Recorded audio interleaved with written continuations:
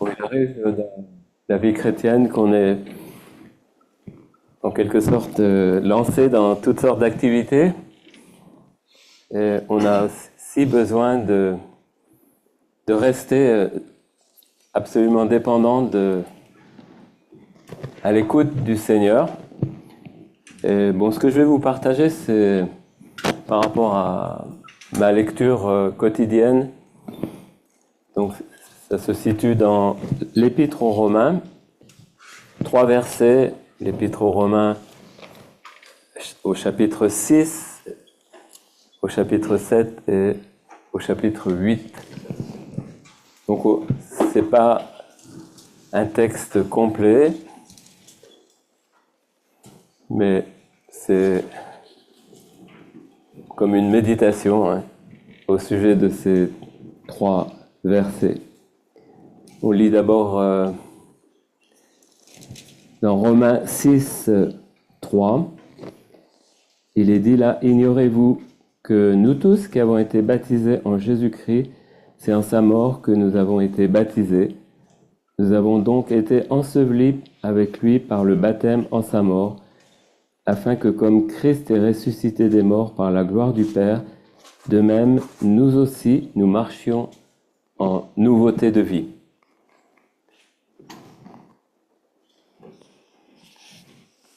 Donc, bien sûr, quand on lit l'Épître aux Romains, on va le situer un petit peu ce verset où il arrive là dans le contexte de l'Épître aux Romains. On connaît tous un petit peu le plan de l'Épître aux Romains. Jusqu'au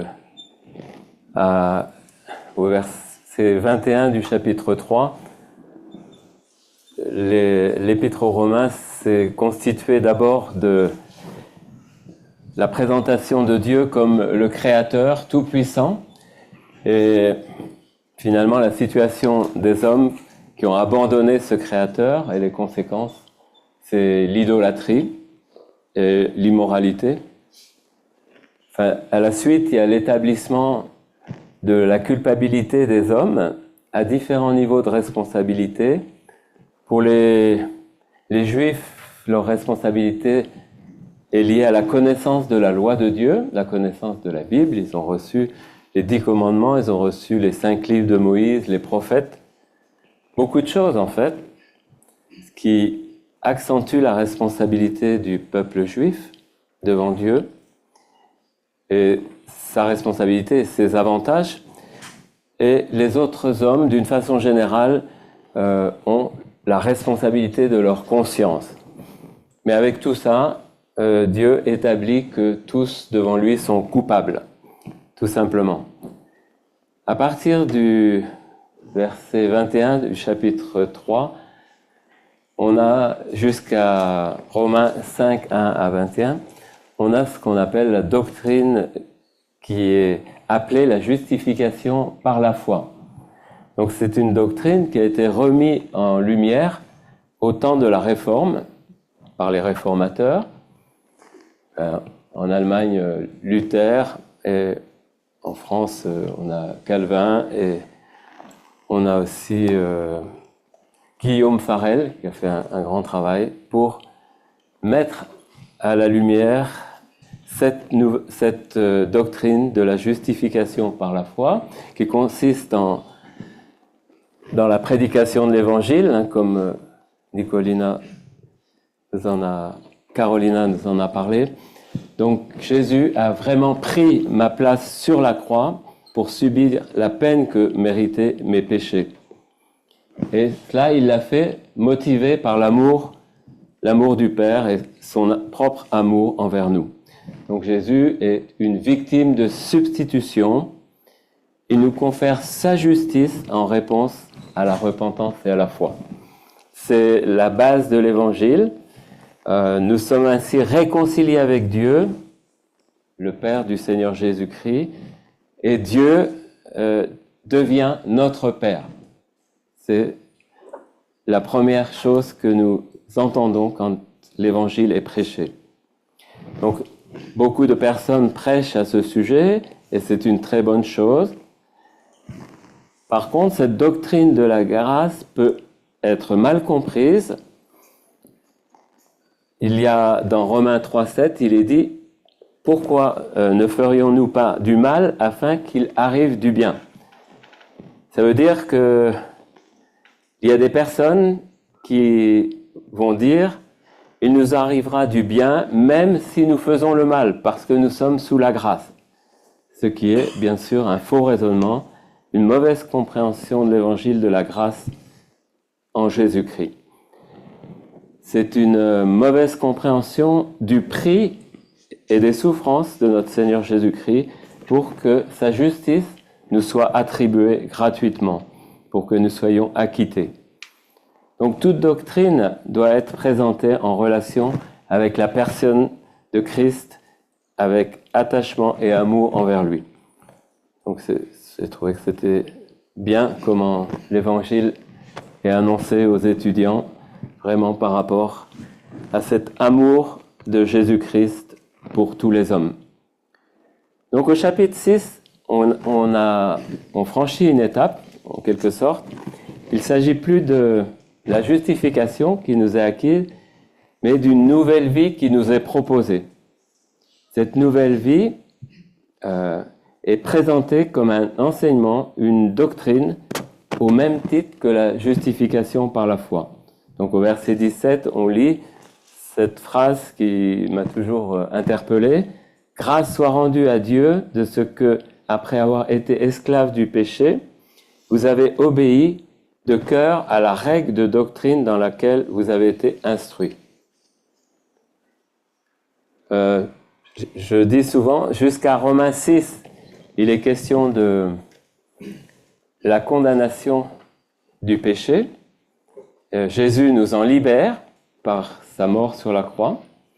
Et à partir de Romains 6, le problème, c'est le problème de la domination du péché. Et là aussi, Jésus veut nous libérer de cette domination. Et cela dans la mesure où nous nous identifions à lui dans sa mort et dans sa résurrection. C'est une règle de doctrine que nous oublions parfois, que nous méconnaissons peut-être, mais dans laquelle nous devons être instruits. C'est une règle de doctrine qui déjoue le premier verset du chapitre 6, qui déjoue cette erreur « Demeurerions-nous dans le péché afin que la grâce abonde ?» Loin de là. Donc, on ne peut pas dire la grâce va abonder même si je pêche. Hein. C'est tout le contraire parce que la Bible nous propose une marche en nouveauté de vie. On va dire la justification par la foi traite du problème de nos péchés. La croix permet un acte juridique d'acquittement, mais l'identification à Christ dans sa mort traite de notre péché et de notre nature de péché.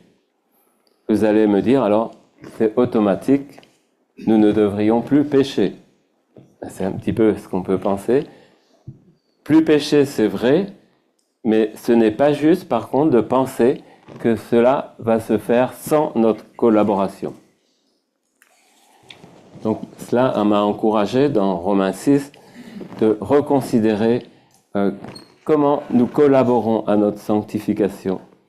Première étape, nous considérons par la foi que Jésus sur la croix a pris notre nature de péché et l'a clouée à la croix. Donc c'est exprimé dans le verset 3 du chapitre 6. Nous avons été baptisés dans sa mort, sachant que notre vieil homme a été crucifié avec lui, avec Christ, afin que le corps du péché soit réduit à l'impuissance. Donc on doit nous rendre compte, considérer et réfléchir sur le fait que quand Christ est mort sur la croix, il nous a pris avec lui dans notre nature de péché. Et il nous a pris avec lui et il nous a cloués avec lui sur la croix.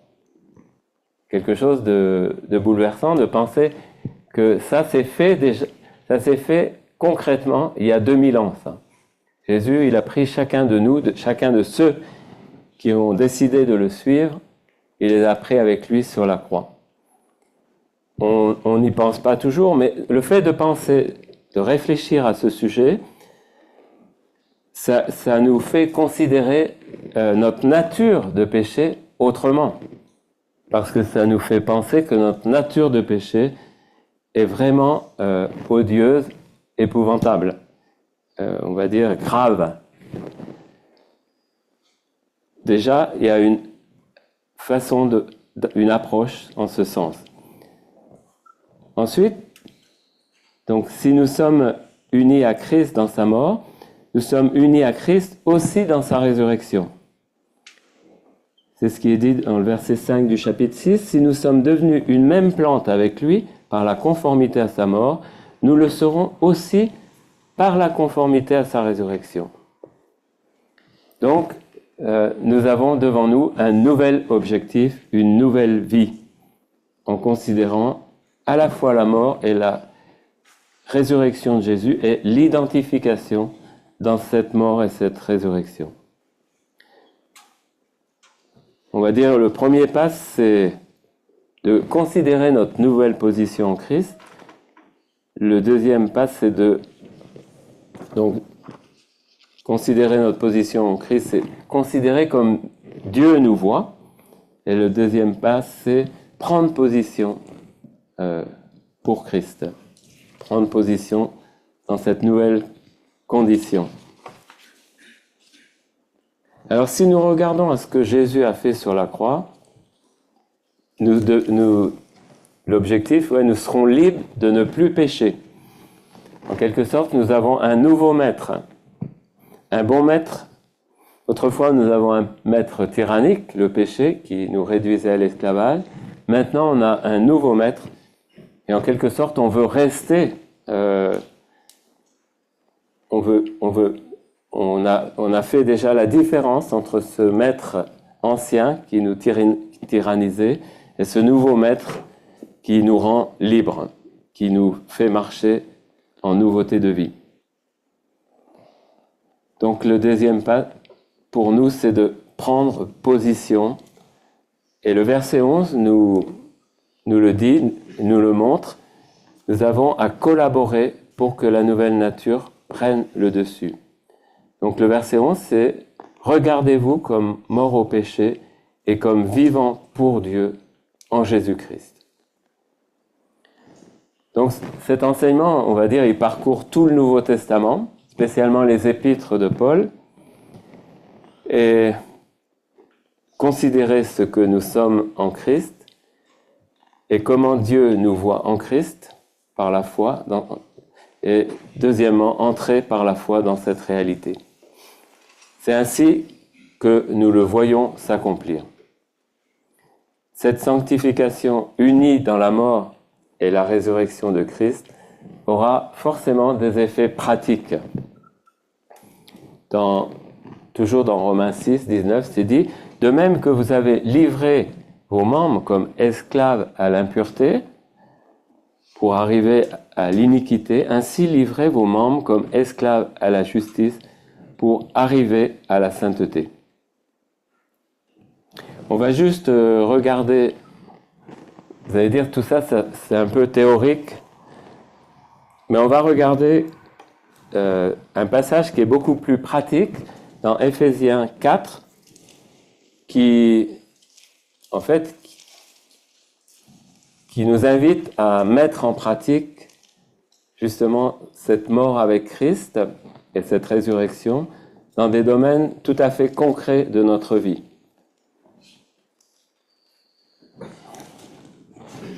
Donc, c'est repris le même enseignement, Éphésiens 4, 20. Là, il est dit, mais vous, ce n'est pas ainsi que vous avez appris Christ, si du moins vous l'avez entendu, et si conformément à la vérité qui est en Jésus, c'est en lui que vous avez été instruits à vous dépouiller par rapport à votre vie passée du vieil homme qui se corrompt par les convoitises trompeuses et à être renouvelé dans l'esprit de votre intelligence et à revêtir l'homme nouveau créé selon Dieu dans une justice et une sainteté que produit la vérité. Donc là, on est invité à y a différentes expressions. Hein. Par moments, c'est dit qu'on doit mettre à mort ce vieil homme. Donc ça s'adresse directement à nous. Et là, c'est une invitation à nous dépouiller du vieil homme. Dépouiller, c'est quand on nous dit de nous dépouiller ou d'enlever un vieux vêtement, parce que bon, bien sûr, on ne va pas dépouiller un animal, c'est pour le manger, hein.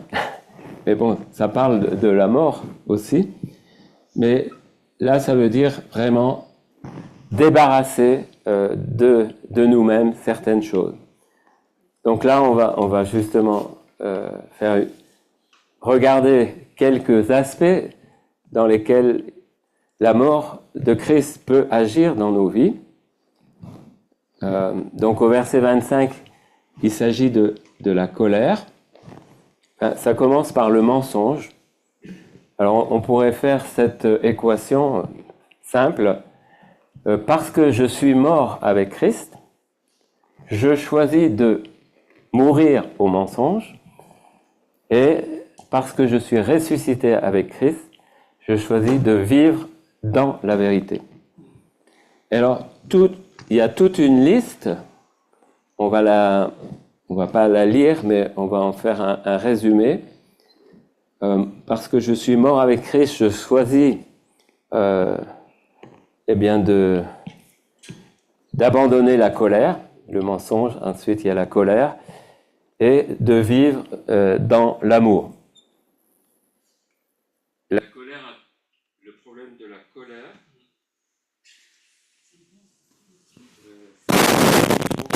si vous pouvez l'appuyer pour le allumer. C'est un problème de batterie. Ah, c'est les piles. Bon, je peux quand même continuer.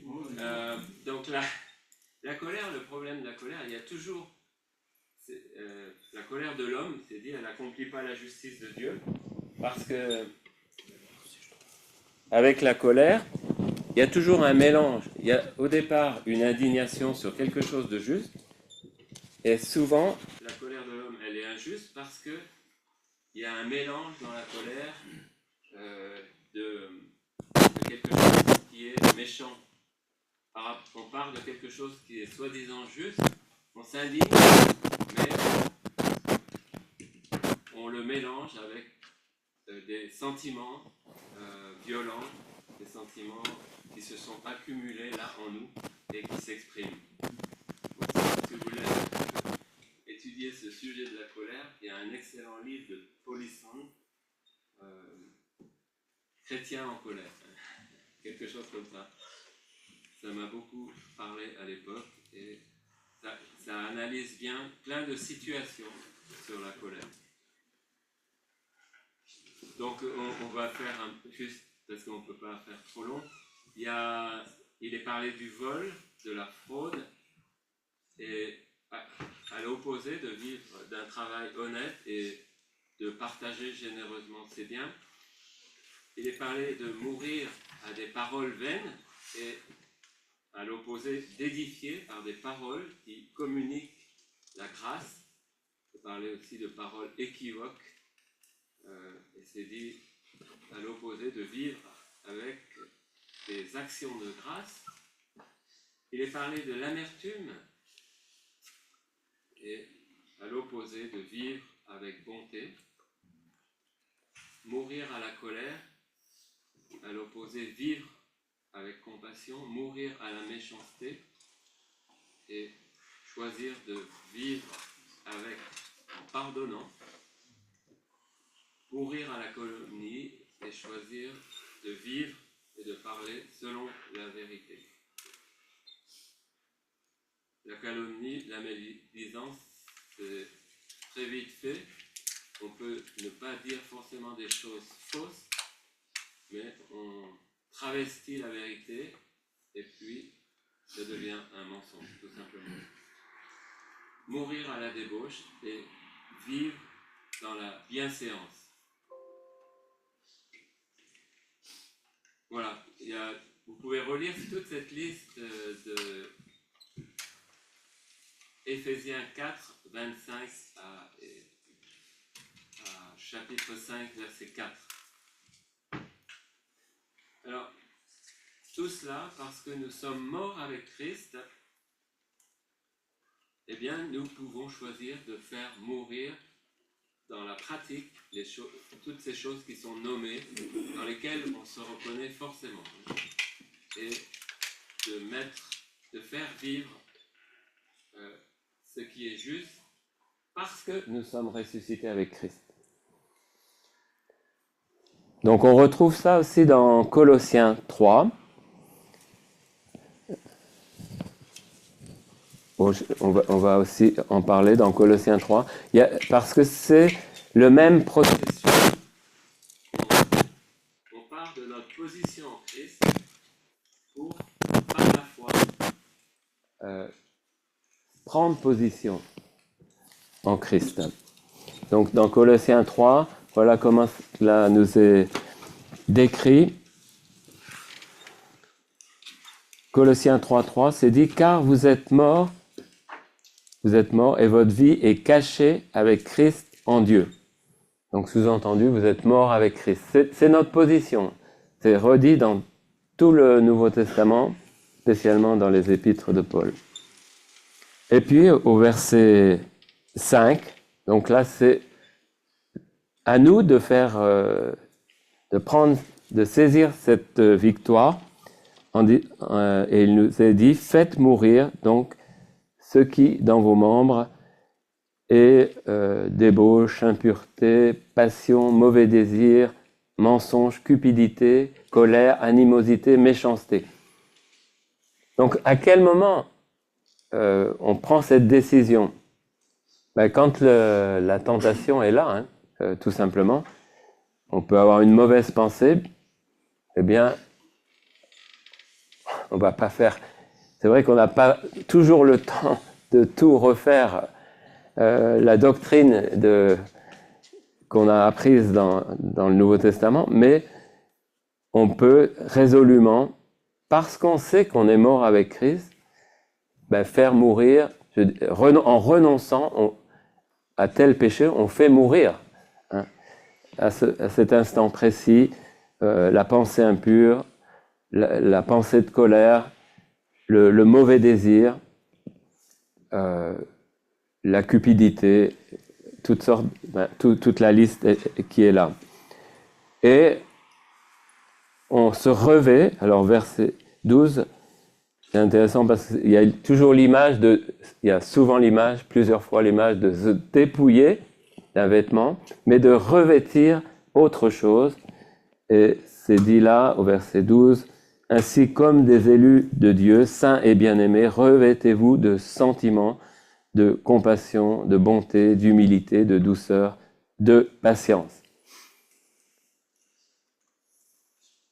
Donc, un autre verset qui m'a... Donc là, on est sur Romains 7, les 2 derniers points seront plus courts, et il le faut. Mais c'est toujours un encouragement pour moi de relire Romains 7, 14, je vous le lis. Non, Romains 7, 4, pardon. « De même, mes frères, vous aussi, vous avez été par le corps de Christ mis à mort en ce qui concerne la loi, pour que vous apparteniez à un autre, à celui qui est ressuscité des morts, afin que vous portiez des fruits pour Dieu. » C'est vrai, suite à ce qu'on vient d'entendre sur Romains 6, on pourrait dire, maintenant je vais travailler dur pour que cette nouvelle vie soit manifestée. Je vais toujours prendre position, toujours être dans la deuxième partie du processus. Je vais faire mourir et oublier le fait que si on peut faire mourir, c'est parce que Christ nous a pris avec lui sur la croix. Et dans Romains 7, il y a quelque chose qui est important. C'est un chapitre qui est souvent pas très bien compris. Il y en a qui disent c'est pour les gens qui ne sont pas nés de nouveau. À ce moment-là, il aurait été plutôt préférable qu'on le mette dans Romains 7, on aurait dû le mettre avant Romains 6. Mais voilà comment je le comprends. Vous me direz à la fin si vous le comprenez comme ça. Et si ça... En tout cas, moi, ça m'encourage de cette façon. Ce qui est dit là m'encourage.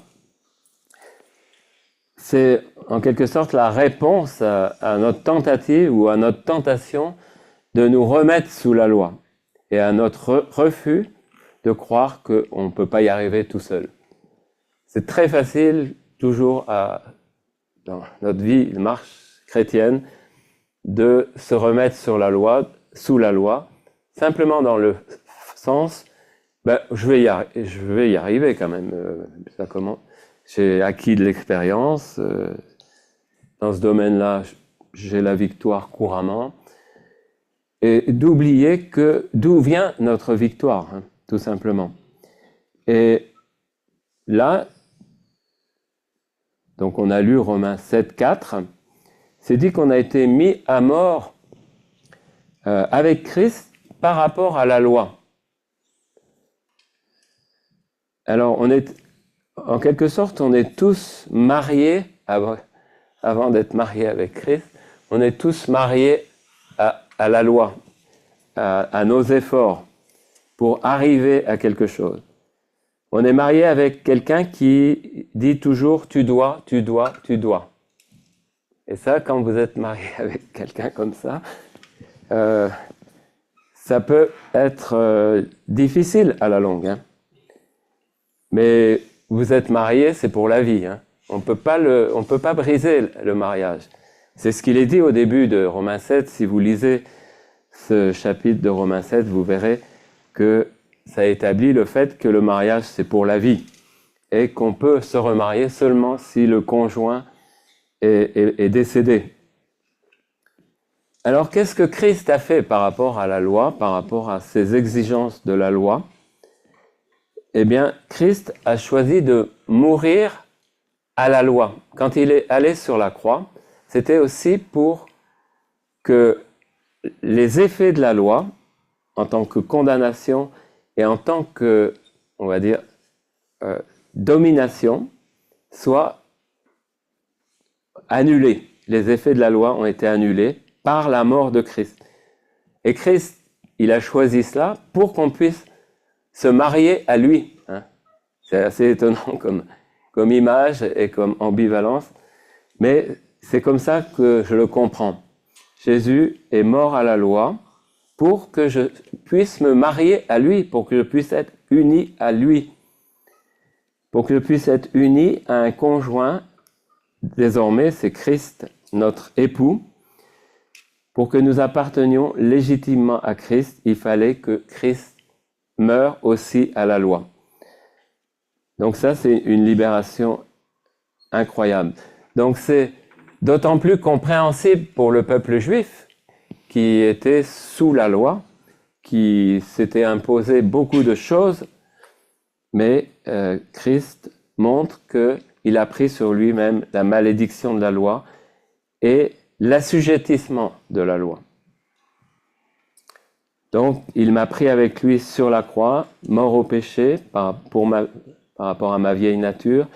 Il m'a pris avec lui dans sa résurrection pour que je marche en nouveauté de vie, mais aussi il m'a pris avec lui pour que je sois libéré de l'assujettissement de la loi et que je puisse mettre en pratique ce qu'il me demande par amour, par réponse à son amour.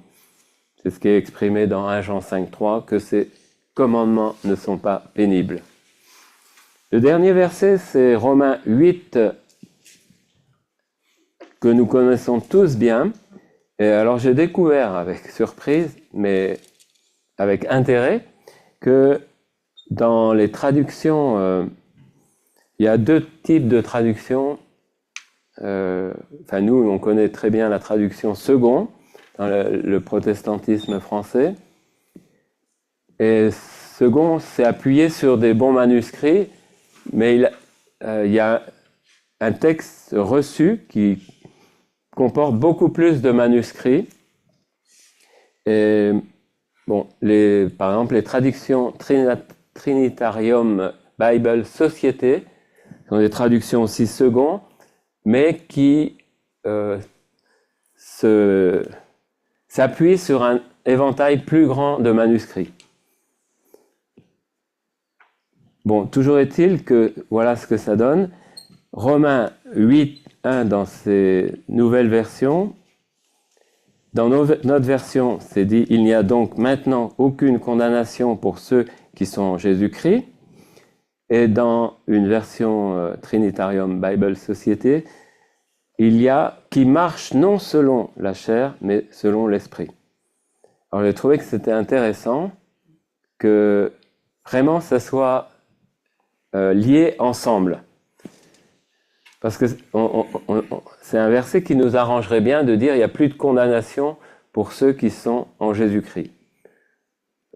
Plus de condamnation, ça c'est idéal.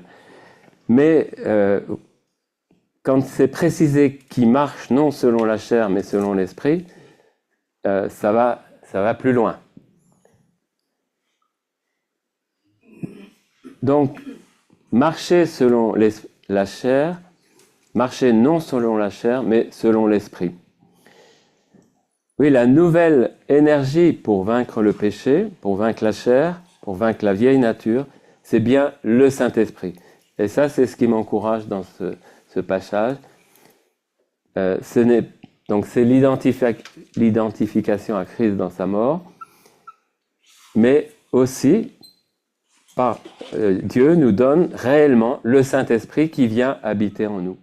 Donc ce n'est plus la loi qui est notre motivation pour marcher en nouveauté de vie. Si nous marchons encore parfois selon la chair, en quelque sorte, nous nous replaçons sous des accusations. L'ennemi peut nous accuser. Nous ne sommes pas perdus, mais nous sommes sous des accusations. Donc saisissons aussi le verset 2 pour montrer vraiment que l'esprit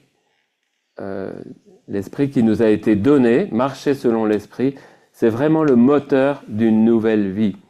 En effet, la loi de l'esprit de vie en Jésus-Christ m'a affranchi de la loi du péché et de la mort, car chose impossible à la loi, parce que la chair la rendait sans force, Dieu a condamné le péché dans la chair en envoyant son propre Fils dans une chair semblable à celle du péché. Et cela afin que la justice de la loi soit accomplie en nous qui marchons non selon la chair, mais selon l'esprit. Donc ça nous montre que la marche selon l'esprit est possible, et elle n'est pas facultative. C'est elle qui nous permet d'accomplir dans nos vies la justice de la loi. La perfection qui est proposée dans la Bible, la sainteté de Dieu qui est affichée depuis le début, depuis le début de la première page de la Bible à la dernière page de la Bible, on a la sainteté de Dieu dans l'Apocalypse, Saint, Saint et l'Éternel. Les chérubins répètent cette louange sans cesse au ciel. Eh bien, cette perfection de la justice de Dieu s'accomplit en nous par l'Esprit de Dieu qui habite en nous. La perfection de la justice de la loi de Dieu s'accomplit en nous si nous marchons par l'Esprit. Et nous n'accomplirons pas les désirs de la chair. On peut juste relever ça dans Galates 5,16. Là, il est dit « Marchez selon l'esprit et vous n'accomplirez pas les désirs de la chair ». C'est vraiment un encouragement. Donc la marche selon l'esprit n'est pas une option, mais un impératif. Qu'est-ce que donne la marche selon la chair? Bon, dans Galates, ça nous est dit débauche, impureté, dérèglement, idolâtrie. Alors, par rapport à la débauche, l'impureté et le dérèglement, on a la maîtrise de soi, qui est le fruit de l'esprit dans Galates 5, 22. Par rapport à l'idolâtrie, la magie, les rivalités, les disputes, on a l'amour, la bienveillance et la douceur. Par rapport aux divisions et aux sectes, on a la foi et la fidélité. par rapport à l'envie, l'ivrognerie, les excès de table, le fruit de l'esprit, c'est la joie, la paix, la patience, et on va dire encore la maîtrise de soi. Voilà ce que j'avais à cœur de vous partager. En conclusion,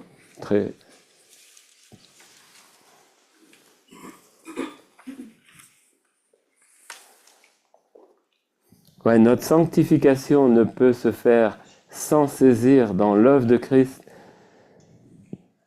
notre mort avec lui, notre mort à la loi, grâce à lui, notre marche par l'Esprit, par la justice de la loi, accomplie en nous par Christ et par son Saint-Esprit. Donc tout nous vient de lui. Voilà ce que j'avais à cœur de vous partager.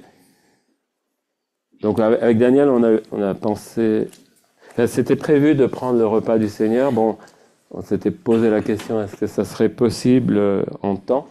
On va quand même essayer de prendre le repas du Seigneur comme c'était prévu, parce que beaucoup de personnes aspirent à prendre le repas du Seigneur. Et nous-mêmes, parce qu'on sera absent pendant aussi 3 semaines, enfin 2 semaines plutôt. Bon, ça, on a pensé le faire. J'ai un texte pour le repas du Seigneur, et Daniel, tu prieras avec moi? Oui, on distribuera ensemble. Ouais, donc j'ai un texte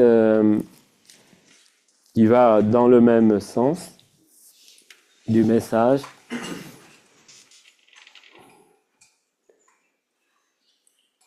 On va dire que parfois on inverse les choses. L'activité, on met en avant notre activité et le fruit après, alors que c'est le fruit dans nos vies qui doit motiver l'activité. Notre activité doit découler du fruit que l'on porte. Donc dans 2 Pierre 1:3, c'est cette pensée qui est exprimée.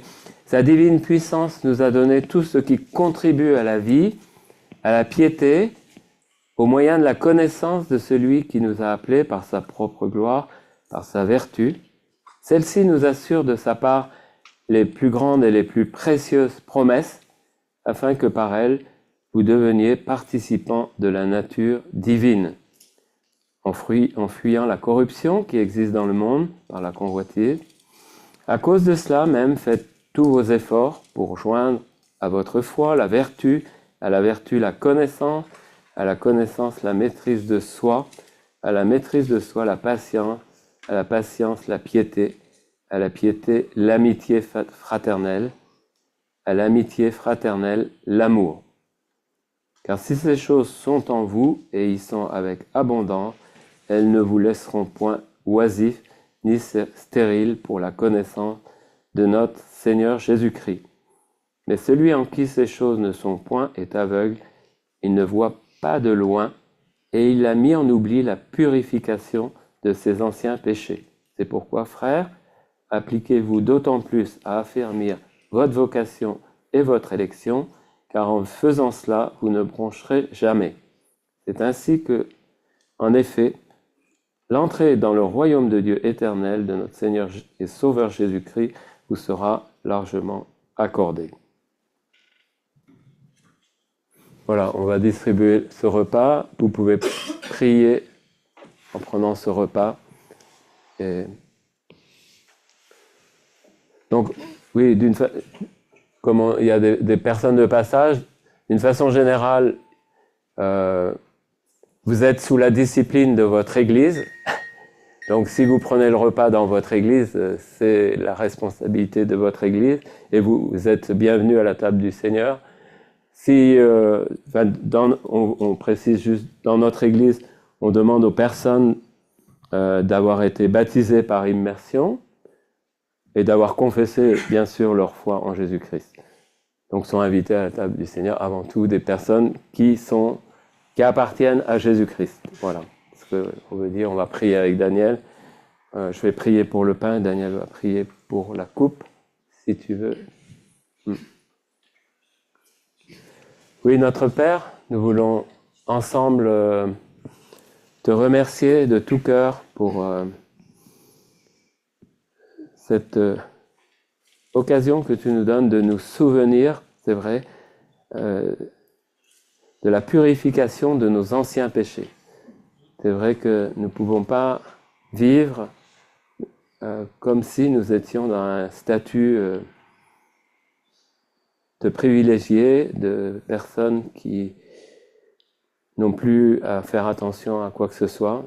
Nous avons au contraire à redoubler de vigilance, à faire des efforts, à être attentifs, à faire attention à ce que nous faisons et à surtout faire attention à ce que tu as fait pour nous, à nous en souvenir, à considérer que le prix qui a été payé est un prix élevé, à considérer que tu nous as même pris dans notre nature pécheresse sur cette croix.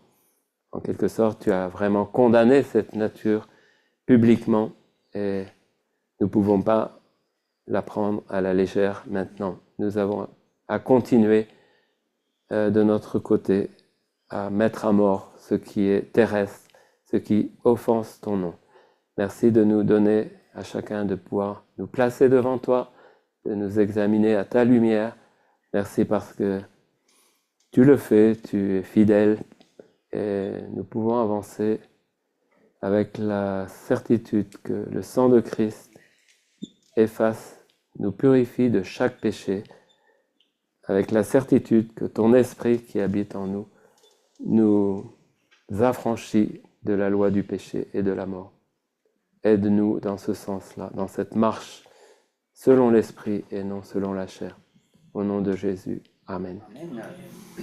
Non, merci parce que tu dis dans ta parole que lorsque tu as partagé ce repas avec tes disciples, que tu as partagé la coupe en disant que cette coupe est la nouvelle alliance. C'est vrai, nous avons entendu aussi dans le message que tu es mort pour nous, mort à la loi pour nous unir à toi. Tu as accompli parfaitement la loi à notre place. Seigneur, et si nous prenons ces éléments, ce n'est pas les éléments en eux-mêmes qui sont quelque puissance ou quelque vertu, mais c'est simplement le symbole que nous nous identifions à ta mort et à ta résurrection. Seigneur, de louer. C'est aussi pour nous une occasion de te rendre grâce pour ce sacrifice qui est vraiment incommensurable à vue humaine par rapport à notre compréhension humaine. C'est bien au-delà de tout cela de te donner pour nous. Et ton sacrifice est une valeur éternelle. Nous devons maintenant aussi nous souvenir de notre cœur, de tout notre cœur, et de t'adorer, de le louer. Merci Seigneur. Amen. Amen.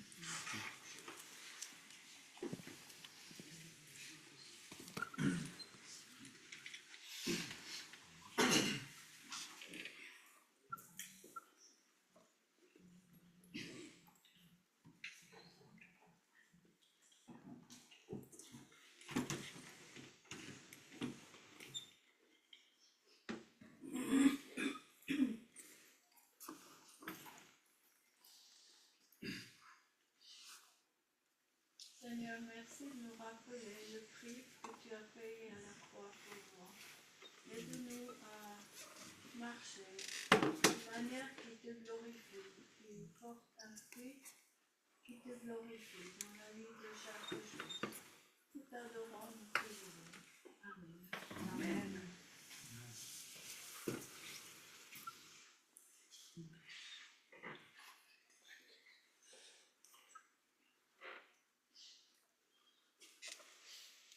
Seigneur, j'ai plus de 80 ans et j'ai l'impression que j'ai toujours encore pas compris cette libération de la loi pour marcher dans ce que tu me demandes, Seigneur. Je te prie de vraiment me le révéler à fond et que cette vie avec toi devienne une vie de repos. Au nom de Jésus. Amen. Amen.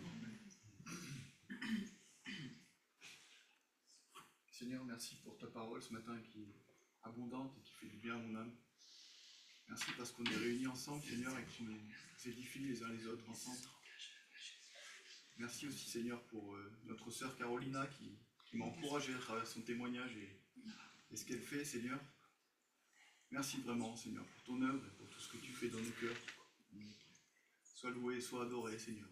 Amen. Amen.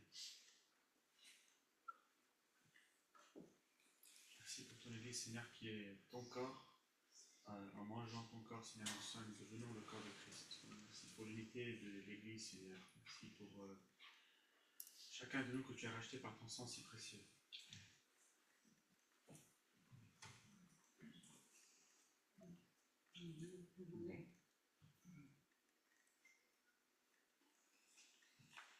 Ta parole dit que j'ai été crucifié avec Christ, et si je vis, ce n'est plus moi qui vis, c'est Christ qui vit en moi. C'est l'expérience de l'apôtre Paul, qui était très religieux, qui était pharisien, et qui a compris que c'était pas cette vie d'homme religieux qui pouvait le rendre agréable aux yeux de Dieu, mais uniquement cette foi en ton sacrifice et quand Dieu t'a rencontré.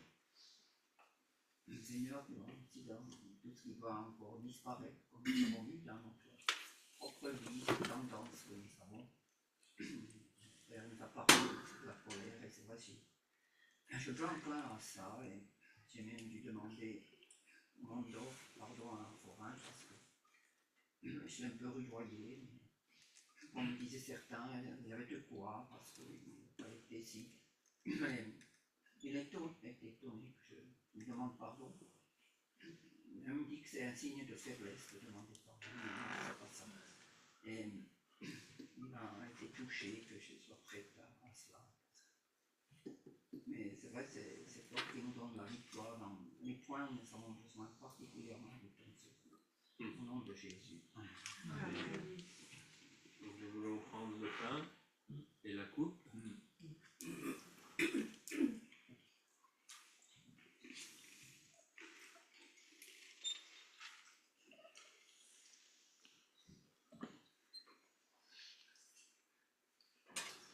Et notre Père, notre Dieu, nous te rendons gloire et honneur à toi.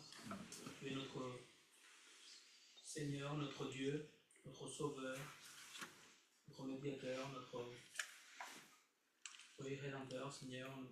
Nous te rendons gloire, Seigneur. Pour tout ce que nous faisons, comme nous a été partagé, c'est par ta grâce. C'est toi en nous, Seigneur, en chacun d'entre nous. C'est à toi qui revient toute la gloire et toute l'honneur. Tu es la personne la plus importante, Seigneur, dans nos vies et au milieu de nous. Au nom de Jésus-Christ, Père. Amen. Amen.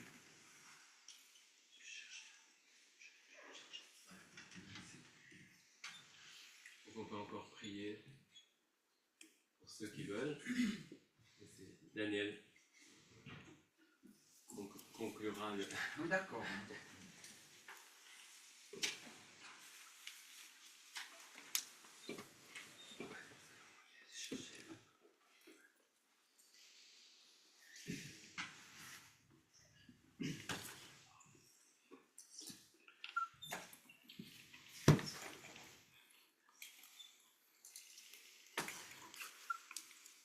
Seigneur, je te remercie pour ton sacrifice sur la croix.